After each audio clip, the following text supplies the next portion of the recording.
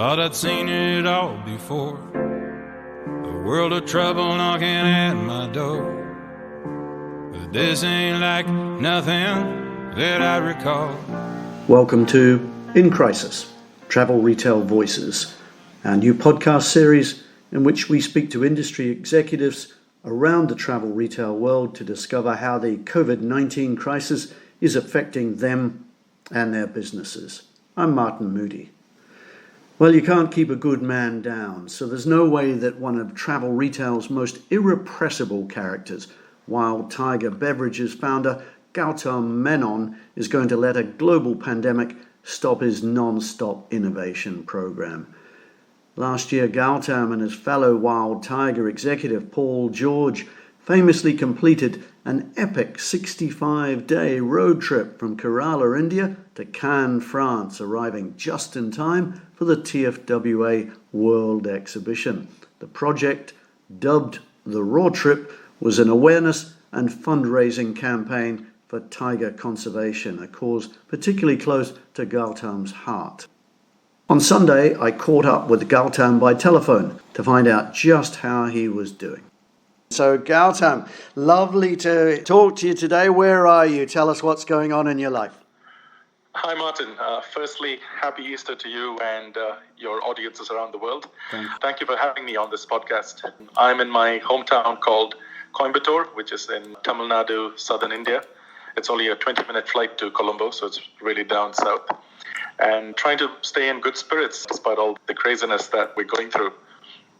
And tell us just what the situation is like locally. Position our listeners, if you will, where you are, how seriously the local population is taking, the national government and the local government's call to be cautious and to be safe. So I think the lockdown caught a lot of us by surprise. I mean, there was a lot of information being exchanged on WhatsApp, but we kind of felt India is going to be okay. And Prime Minister made that announcement, and we all literally had 4 hours. So that came as a bit of a surprise to many of us. And it looks like it's going to continue for another 2 weeks. But I should say India has handled this quite well. I mean, usually we're not the best known to kind of adhere to the lockdown regulations and curfew. But by and large, a lot of India has hunkered down and stayed home. A lot of deliveries of groceries and stuff are being sent home. But where we are in Tamil Nadu, lately there's been a few cases. But India has had, I think, about 270 deaths and 8,500 in total who've been exposed to the virus. Yeah. So given that our population is 1.3 billion, and even World Health Organization have commended India on the way it's handled this pandemic. Okay, and tell us, as an independent business, Gautom, conscious of the pressures faced by businesses such as yours, and indeed businesses such as mine, we're an independent and pure play travel retail. What's this meant to you? Because you put in a lot of effort, product-wise, innovation-wise, marketing-wise, personal effort-wise, personal enthusiasm-wise, into driving your presence in travel retail, and now that market effectively comes to a stop. What does that mean on a day-to-day level for you? So as you know, being distillery, and unfortunately the government doesn't think it's essential commodity, so the distillery was shut about 3 weeks ago. All the bars and liquor stores have shut down, and unlike few other countries in the West, we don't have this concept of delivering alcohol to homes. I mean, we'd have loved to have that. I think the government is considering it. So we still haven't had any laid off any of our team or workers. We are talking to the government to see if they're going to let us to make some sanitizers, maybe even provide them with some ethanol for free of cost so that they make these sanitizers themselves. So we are having those conversations. It's quite a big blow for us. We had the plans for Jindia to be launched about now. We had a lot of good orders and pre-orders which have completely been cancelled pretty much. We invested a bit in our distillery with a pot still and some blending tanks and some new machinery, updating the lab. So it's pretty difficult, but we're still trying to be positive and trying to make the most of getting to spend time with the family, which my parents and sister have not seen me stay in the same place for this long. My niece is around. So when I think of it, we're not having it as bad as some of the others who are confined in really tiny spaces and possibly all by themselves. So it's difficult, but I'm confident that this industry will bounce back. So just in terms of your situation there, Gautam, you are with your family in a single house? All of us stay on the same floor. It's 3 different flats. So I've got my sister and my parents. So we always move from one house to the other, foraging, looking for some food and some drink. Yeah. So it's not too bad. We've all got balconies, so we can still see a little bit of sunlight. Yeah. And I mean, in India, you're not even allowed to take your pet for a walk. You're not allowed to even go for a walk. The security will quickly come and admonish you, even if you go for a quick walk. Yeah. I hope you've got good supplies of a certain well-known rum brand. Let's say we're on to the last half bottle. So my dad was just telling me, do you have any more? And all my collection is back at the office. So it's going to be some time before I get there. All right, let me pick up on the subject of tigers, because of course your epic road trip, to be serious about it, was a really ambitious effort to promote the cause of tiger conservation, to raise much needed funds for that cause. Mm-hmm. And you gave that very urgent issue a great deal of visibility. I was reading, I think it might have been on one of your posts, Gautam, that in fact poaching of wildlife in India has increased as a result of the lockdown. Just tell us about that.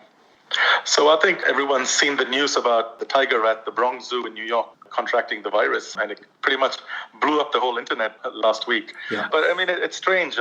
Cats are used to such viruses like rabies, and it's not really impacted them in a big way. And cross-transmission always happens with animal species. But the bigger issue here is that this is actually affected, and poaching is pretty rampant now in India and Africa. To give you a small example, where we are, the Western Ghats in southern India, which is where the 2 tiger reserves that we work with are located, because of the current situation on lockdown, the patrolling is just not as intense as it was before the lockdown. So, and rural workers who are deprived of wages, and they're looking for animal protein. So it's not the tigers that are being poached as much, but it's the prey, which is like cattle and rabbit and deer. And that kind of has an effect on the tiger, because that's the prey that the tiger feeds on. And also in one of the tiger reserves that we work with, poachers had used a wild boar as a bait and poisoned the carcass. And 2 tigers consumed that, and they were found dead. So I guess they were looking for the tiger parts, but I think the authorities intercepted and found the dead tigers. So that's happening, and I believe it's happening in Africa as well with the rhinos. So while we all feel that nature is reclaiming itself, we've all been reading about the oceans and the glaciers and the air quality. I mean, Delhi has never seen such great air quality in decades. So while all of that is happening on this front because of the lockdown, wildlife is suffering a tad. Okay. Very sad to hear that. Now, Gautam, I've been asking most of the interviewees on the series really about how confinement, lockdown, is affecting their own personal state of mind. We've had some funny answers and some quite insightful answers. How are you feeling? And how would you sum up the morale of your team and your workers experiencing similar emotions and similar confinement? So, I mean, as you know, Martin, I travel a fair bit. I mean, not as much as you, but I'm pretty much traveling at least half the month. So it's what fuels my ideas and really keeps us motivated. So a lot of my friends have been reaching out to me to check if I have slipped into depression because of the lack of travel. But I'm keeping in good spirits. The first 10 days, like many of us, I wallowed in a bit of self-pity to see how we're going to get out of this and what it's going to look like. But then quickly, like any business owner, you realize that the buck stops with you. Yeah. So I've started picking up the phone, making calls to see how our customers are doing. As far as our team and workforce, we've been having a lot of calls. I keep pounding them with a lot of motivational videos and creative messages. There's not much to do really in a business sense. I mean, apart from my designers and me being on a lot of calls over Skype and doing screen share, we're working a lot on the creative part and to be ready with a roaring portfolio when this is said and done. But yeah, we're not doing too bad. Absolutely. Now, Gautam, you were talking to me earlier about an Indian traditional greeting. Tell me about that and why you think it's going to be particularly popular post this virus outbreak.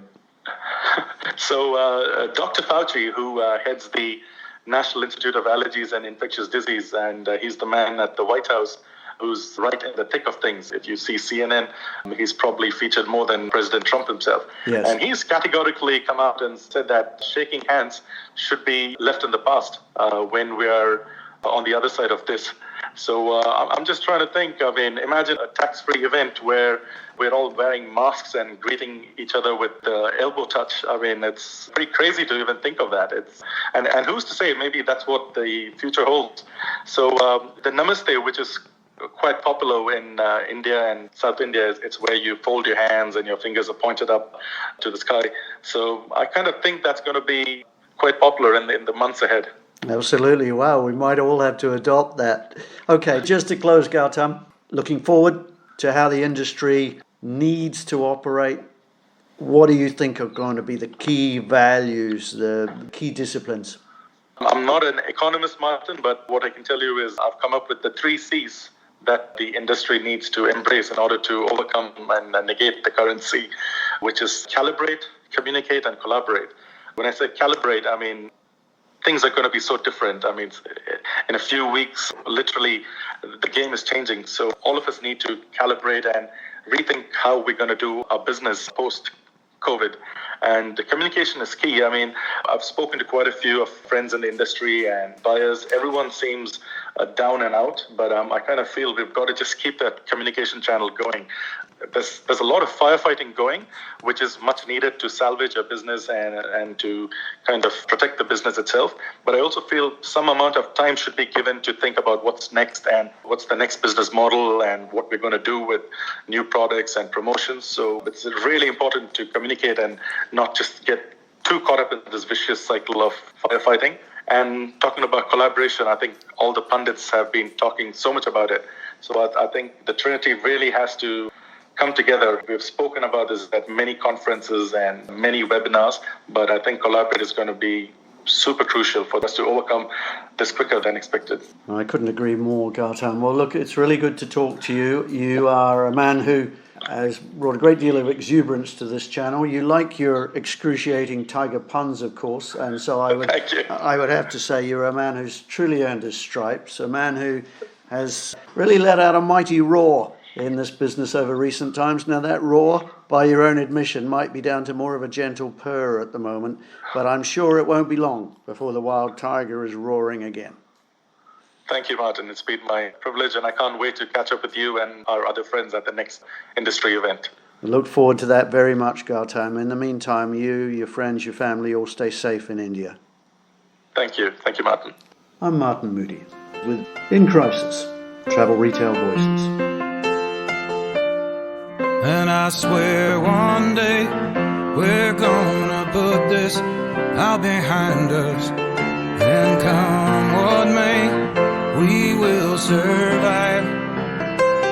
I think it's safe to say that better times are gonna find us. Hope it won't be long till this trouble is gone.